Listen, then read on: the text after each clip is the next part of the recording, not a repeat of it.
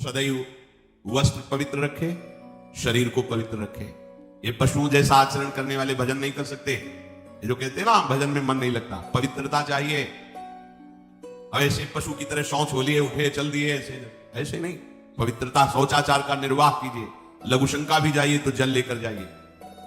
इंद्री का प्रक्षालन, फिर हाथ का प्रक्षालन, फिर 3 बार आत्मन राधा वल्लभ श्री राधा वल्लभ श्री, जैसे शास्त्रीय विधान में केशवाय नमः, नारायणाय नमः, माधवाय। पवित्र रहिए। देखो भजन कैसे नहीं होता।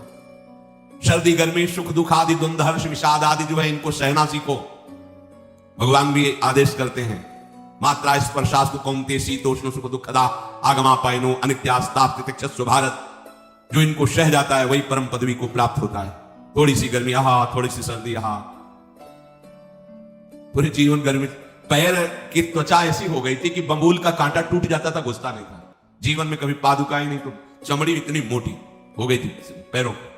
सर्दी गर्मी जैसा आप इसको, आप देखो यहां आप कौन सा स्वेटर पहनते हैं, जीवन में कभी नहीं। सर्दी में क्या होता है, यहां ये त्वचा नहीं, क्या हमें तो लगता है काफी सुकोमल अन्य अंगों से यहां की त्वचा है, कपोल, नासिका, नेत्र आदि। यहां क्या पहनते हो सर्दी में, क्या बिगड़ जाता है? क्योंकि अभ्यास है, गर्भ के बाद निकलने के बाद यहां कुछ ढका ही नहीं, यहां कुछ नहीं ढका तो पूरे जीवन ढकने की जरूरत नहीं।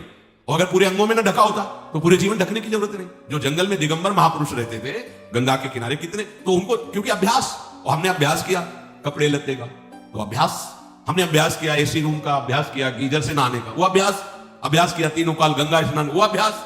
कुछ फर्क नहीं पड़ा इस जड़ शरीर में। इसको जैसे रखो तो सहने का अभ्यास, यदि माया से मुक्त होना है तो सहने का अभ्यास रखो। ये जरा में बहुत गर्मी, ये नहीं उपासक, गर्मी ठीक, शरीर का धर्म है तो इंद्री में ताप लग रहा है, ठीक, राधा राधा राधा। आप कहोगे प्रवचन करने से नहीं होता। कभी बिजली नहीं रखी ईद धाम में, कटवा के रखे थे? बिल्कुल नहीं। जितनी देर होश रहा आका हाथ से पंखा कर लिया, नहीं तो बस राधा राधा राधा, जो मिला मांग के खाया कुशासन पे ले। प्रवचन ही केवल नहीं रहे, अब तो जैसे जो प्यार करे सोई मुझे भावे नहीं। जानबूझ करके अपने शरीर को अधीन नहीं करना चाहिए। सुविधाओं की अधीनता, तुम भोगता नहीं, सुविधाएं तुम्हें भोग रही हैं। जितना तुम सुविधा भोगी बन जाओगे उतना तुम कमजोर हो जाओगे। सीधे प्रकृति का वारस रहो, तुम महात्मा सुदृढ़ बलवान हो जाओगे। तुम्हारे आगे समर्थ शब्द लग जाएगा। जो प्रकृति के और विकारों के वेगों को सीधे सहता है उसे महात्मा कहते हैं, समान। जिसका सुख दुख समान भाव, किसी भी वेग की व्यथा से हृदय व्याकुल नहीं होता, वो भगवान को प्राप्त करने का अधिकार प्राप्त कर लेता है। इसलिए सहनशीलता,